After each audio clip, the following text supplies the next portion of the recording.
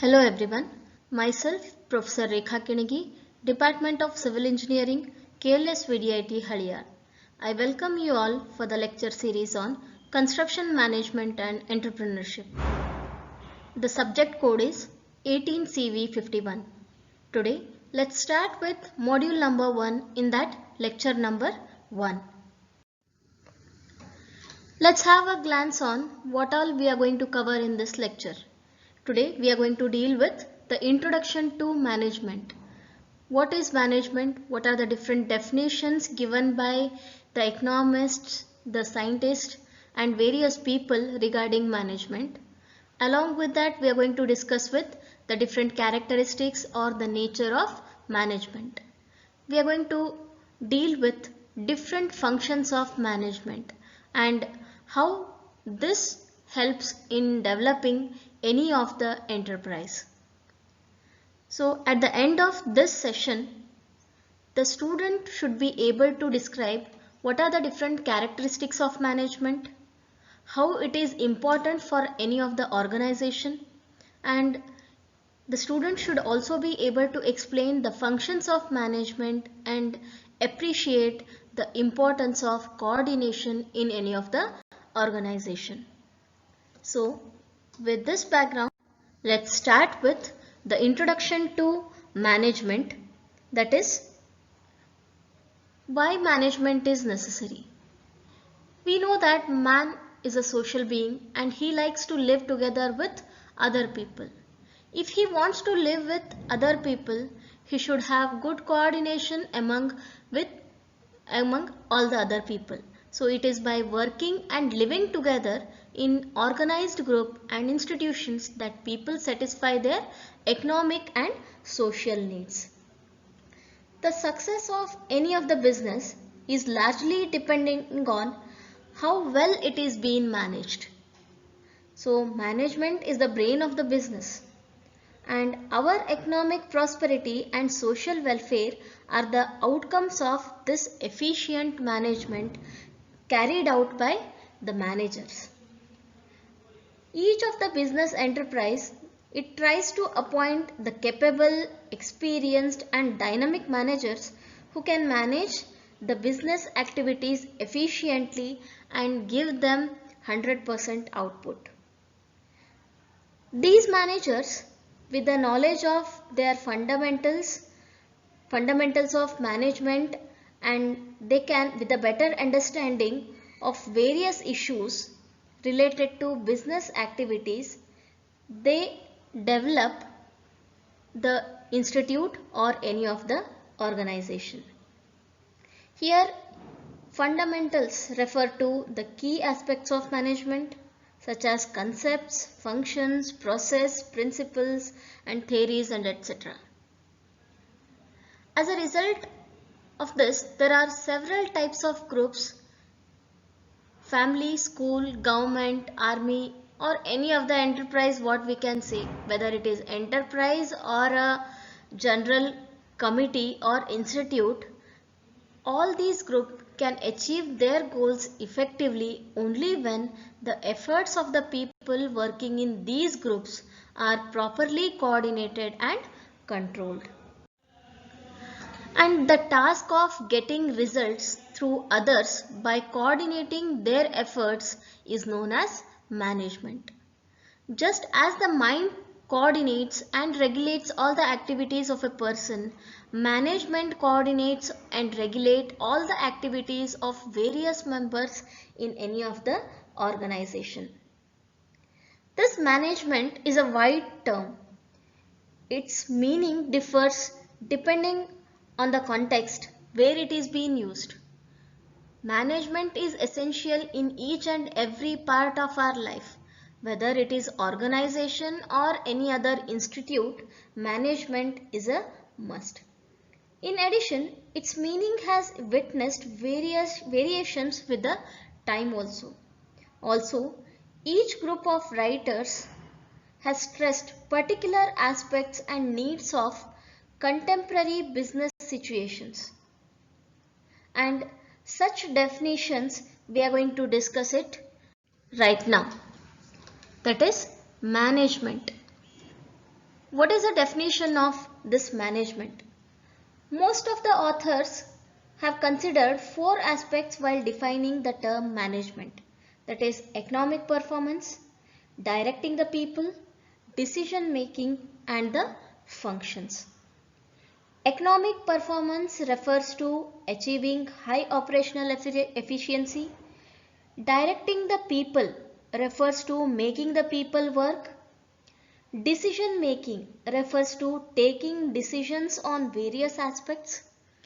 Functions refer to various functions a manager has to perform, like planning, organizing, staffing, directing and controlling. And there are various other writers, economists and physicists who have defined management in variety of ways. F.W. Taylor defines management as a art of knowing what you want to do and then seeing that it is done in the best and the cheapest way. And Peter Drucker defines management as a multi-purpose organ that manages a business and manages managers and manages works and work. Lewis Allen, he defines management as the work which is done by a manager. John Mee states management as the art of securing maximum results with a minimum of efforts so as to secure maximum prosperity for the employer and the employee as well and give the public the best possible service. Weyrich and Kuntz defines management as a process of designing and maintaining an environment in which individuals working together in a group efficiently accomplish selected goals. So these are the different ways by which the management is being defined. So in general, we can define a management that management is a knowledge consisting of concepts, principles, functions and processes. The knowledge is used for achieving organizational objectives by effective utilization of resources and coordinated human efforts. So finally, this term management can be defined as the process which involves planning, organizing, staffing, directing and controlling human efforts to achieve organizational objectives effectively in any organization.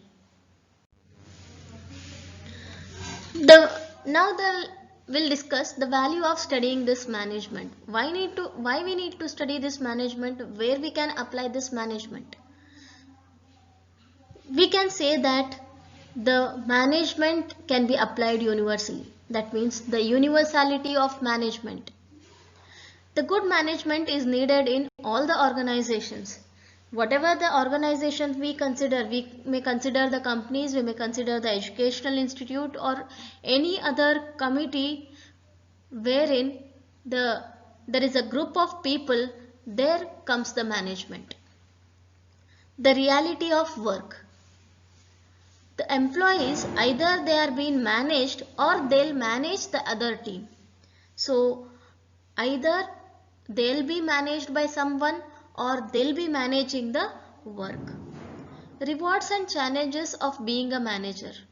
It's not an easy task to be a manager. He has to manage the entire team which is working under him along with all the activities which they are taking part. The management offers challenging, exciting and creative opportunities for the meaningful and the fulfilling of effective work. The successful managers, they receive the significant monetary rewards for their efforts. If they work properly or if they manage it well, obviously the output is going to be fantabulous. Now let's discuss the need for management. Where all we are going to use this management? Which all organizations, at which level, or where all we are going to use this term or we use this management. This management can be used in all sizes of organization, irrespective of the size. Small scale industry, large scale, medium scale, wherever from the small to the large, this management can be used. And here we can see in the chart all the types of organizations, whether it is profitable organization or not non-profitable organization, we can use this management. And at all levels of organization, at the top level organization also we can use this management. I cannot say that we need to use at the top level as well as at the bottom level.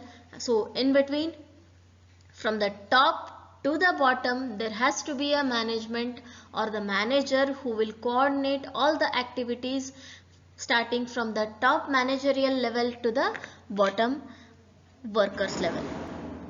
So all the organizational areas, whether it is manufacturing, marketing, human resource, accounting, information system, etc., in all the areas, wherever there is a work, there comes the need for management.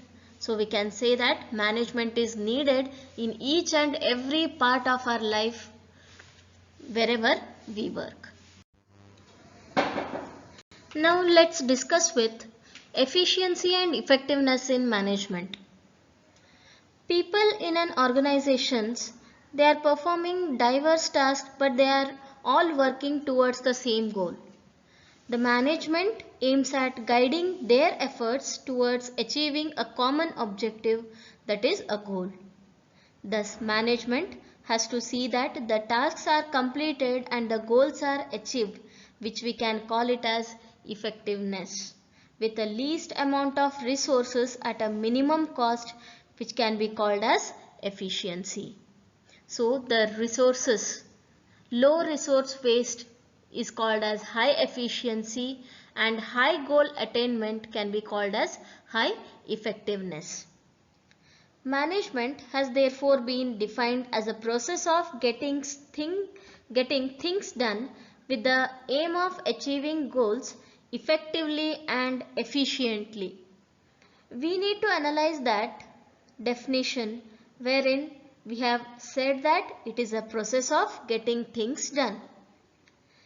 There are certain terms which require elaboration, which can be process and effectively and efficiently. Process in the definition means primary functions or the activities that management performs to get the things done, or which in short we can say that activities which the manager performs. These functions are planning, organizing, staffing, directing and controlling. So the functions of management are planning, organizing, staffing, directing and controlling.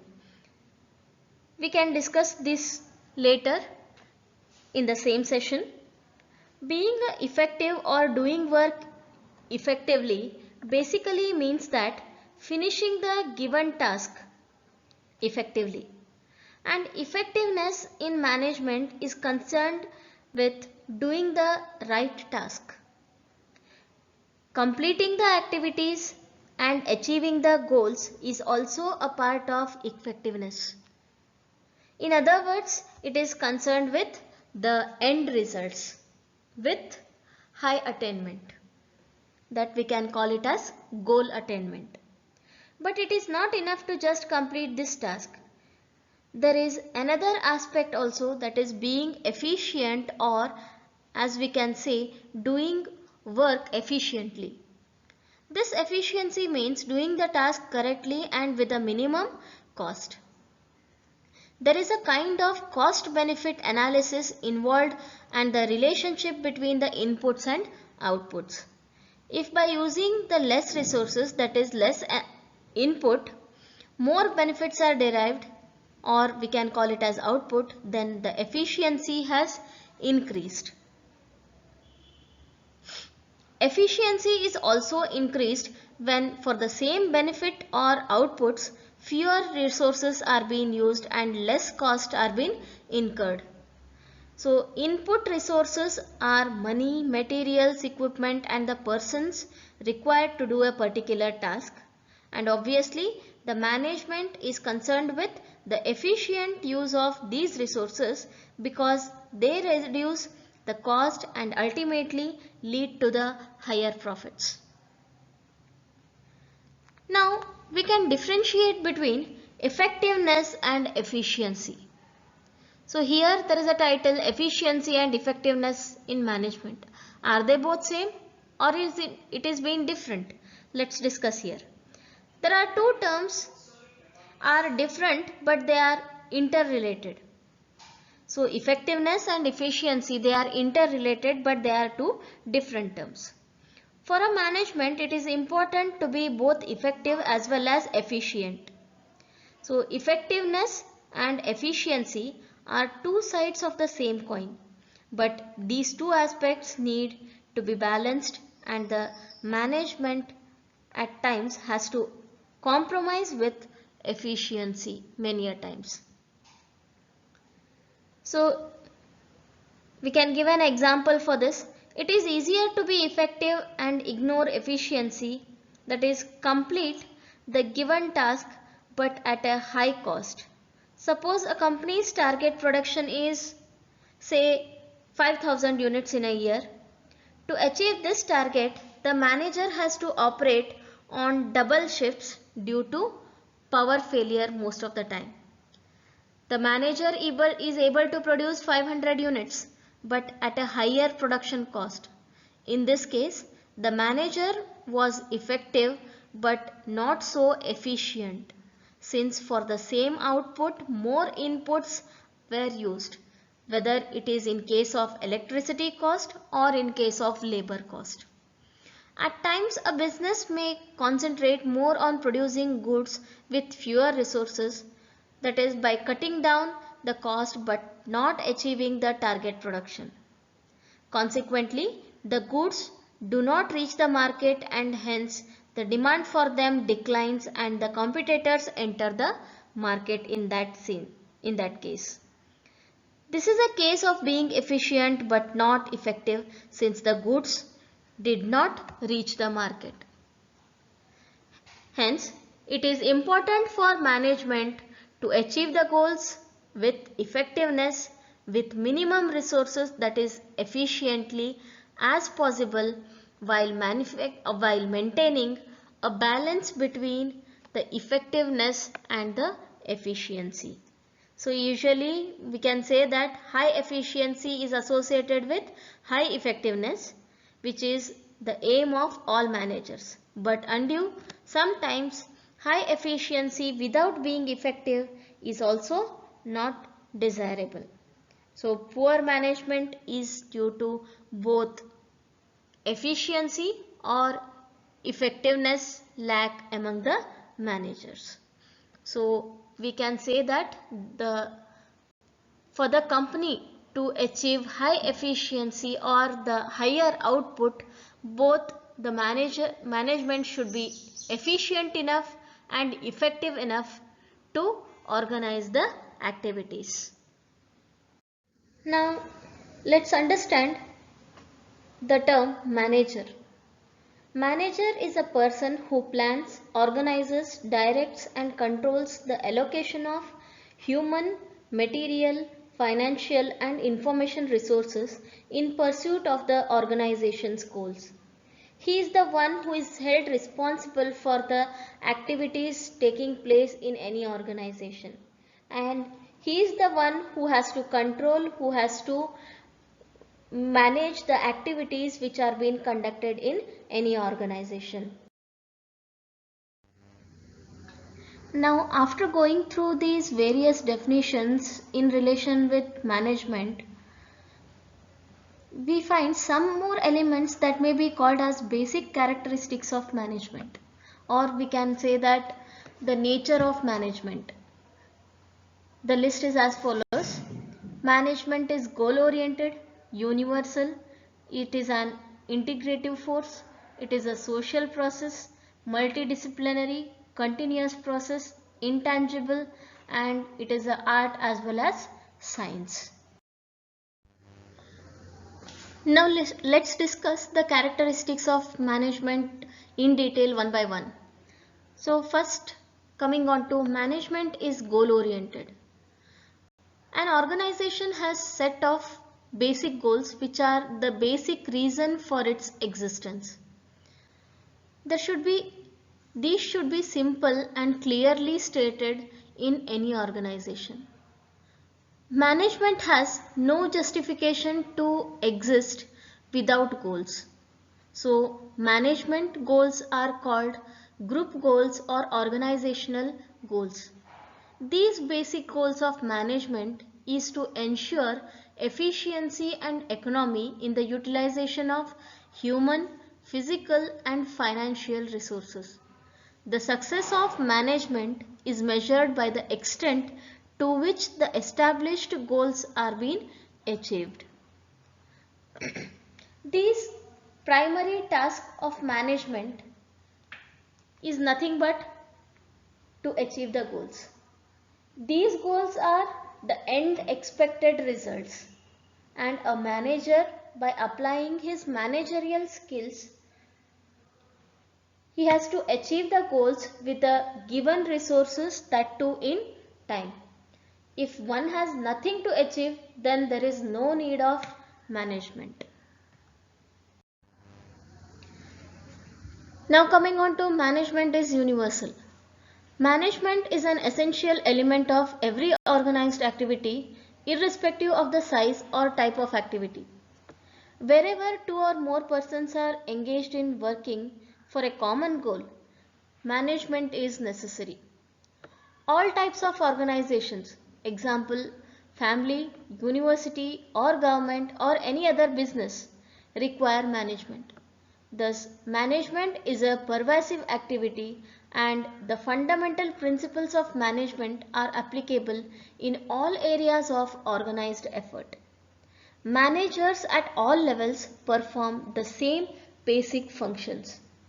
And also previously in the previous slides we have discussed that it is a universal activity and any subject which can be applied everywhere in all the times without any discrimination can be said to be universal, and management is one out of it. Management is universal with reference to the fundamental concepts, processes, principles and functions.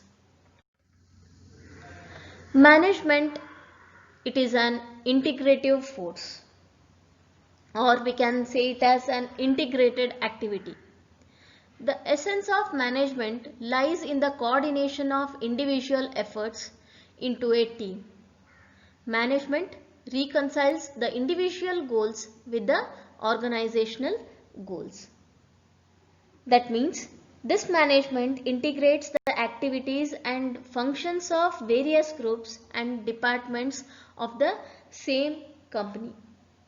Integration is necessary to ensure that all the people or all the group of people and departments, they work consciously and actively for the same purpose or for the achievement of the same goal.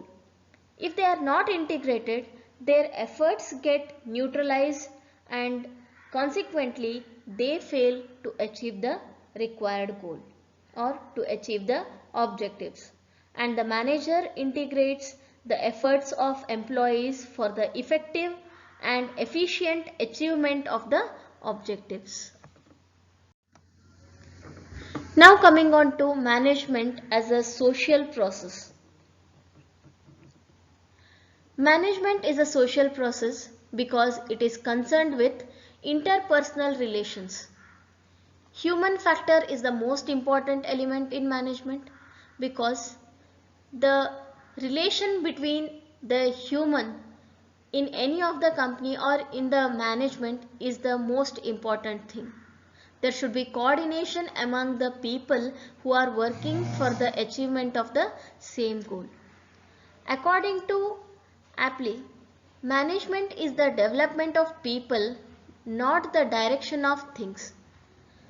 A good manager is a leader and he is not a boss. That means the manager has to give the direction to his team members, but he should not just only order the things. He should lead the team. It is the pervasiveness of human element which gives the management its special character as a social process. Now coming on to management is a continuous process. Management is a dynamic and an ongoing process always. The cycle of management continues to operate so long as there is organized action for the achievement of group goals. This process consists of a series of interrelated activities and steps to be followed in a sequence, and it always restarts with the first step, and management as a process includes 5 steps or the processes, which we can call it as functions of management, that is planning, organizing, staffing, directing and controlling. Thus, the management process starts with the planning and ends with the controlling. So, it is a continuous process throughout the achievement of the goals. Management is intangible. That means management is an abstract phenomenon. Management is abstract and cannot be seen or touched like a physical object. That means it is unseen or invisible force. It cannot be seen, but its presence can be felt everywhere in the form of results. However, the managers who perform the functions of management are very much tangible and visible. The knowledge which makes the group goals to achieve, it consists of concepts, functions, principles, etc., and it is used to obtain the desired results. People can learn as well as practice the management. Now, management is an art as well as science. So, management is both an art as well as science. Management is also a discipline involving specialized training and an ethical code arising out of it social obligations. On the basis of these characteristics, management may be defined as a continuous social process involving the coordination of human and material resources in order to accomplish desired objectives. It involves both the determination and the accomplishment of organizational goals. It satisfies most of the conditions of art and some conditions of science. An art concerns with practical use of managerial knowledge and a science concerns with systematic development of the knowledge. Hence we can say that management is art as well as a science. Now coming on to the functions of management. The father of modern management, Henry Fayol, described firstly the process of management in 5 terms, that is planning, organizing, staffing, directing and controlling. And these 5 processes together we call it as a functions of management. Now let's discuss the functions of management one by one, starting with planning. Planning is the first step, which is basically a logical thinking process that decides what needs to be done in order to achieve the organization's goal and its objectives.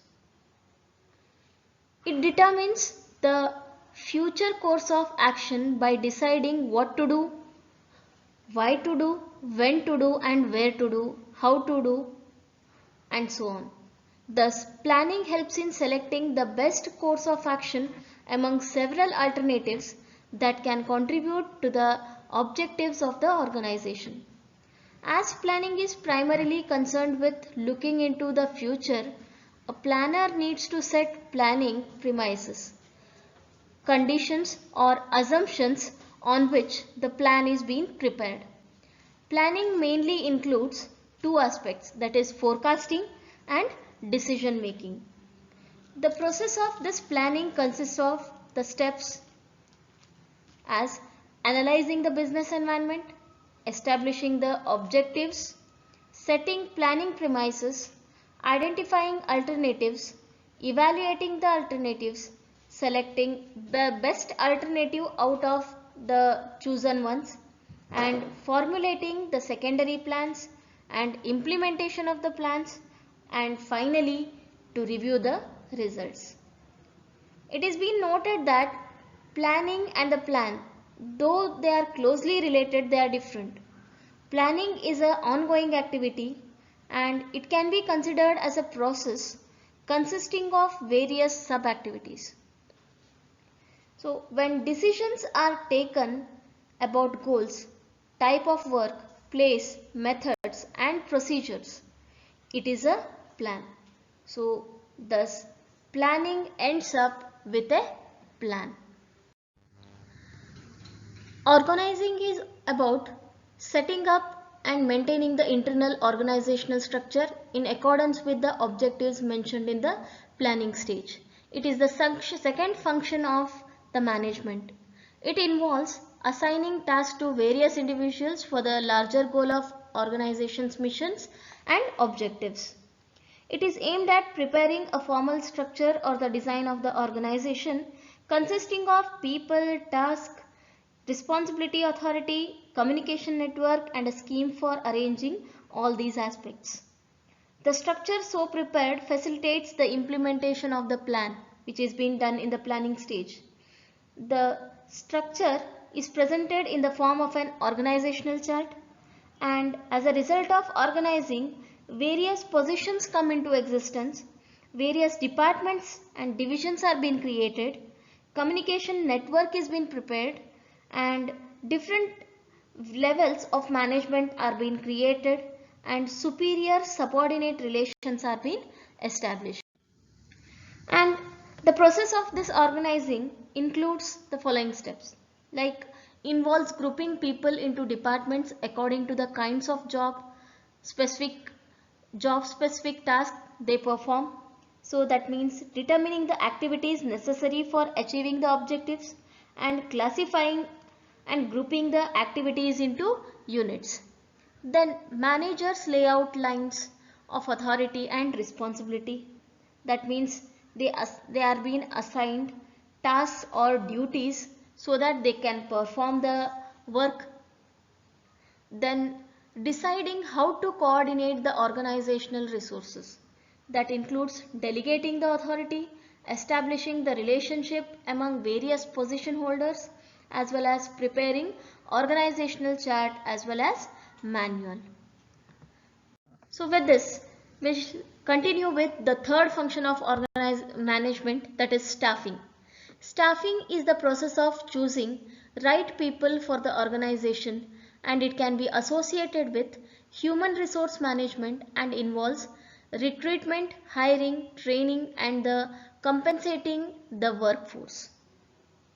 So this staffing is concerned mainly with manning, that means for the manpower, that is filling the positions with appropriate people, the positions created by the organizing.